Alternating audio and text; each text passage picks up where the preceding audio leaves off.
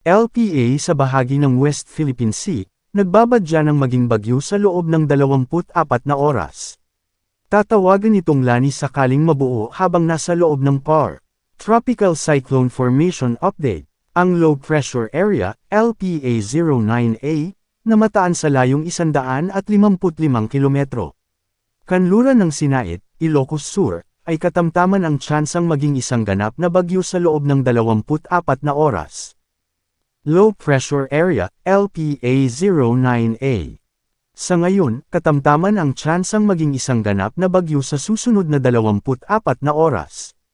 Nakakaapekto ito ngayon sa Northern Luzon.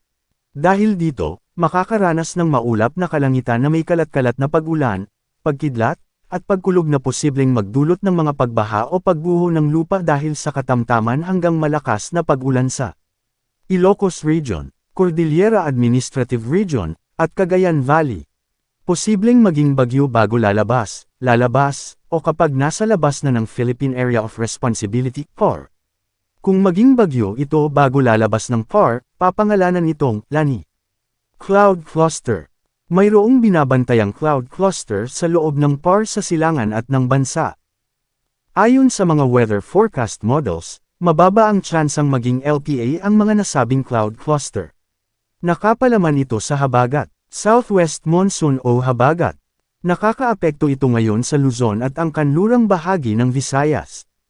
Dahil dito, makakaranas ng maulap na kalangitan na may kalat-kalat na pag-ulan, pagkidlat, at pagkulog na posibleng magdulot ng mga pagbaha o pagguho ng lupa dahil sa katamtaman hanggang kung minsan malakas na pag-ulan sa Bicol Region, Metro Manila, at ang nalalabing bahagi ng Luzon.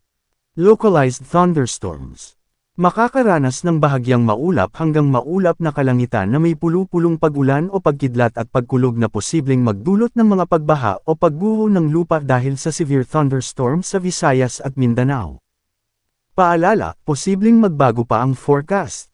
Pinapaalalahanan ang lahat na manatiling updated sa lagay ng panahon at sa posibleng tatahakin at magiging lakas ng sama ng panahon sa susunod na mga araw.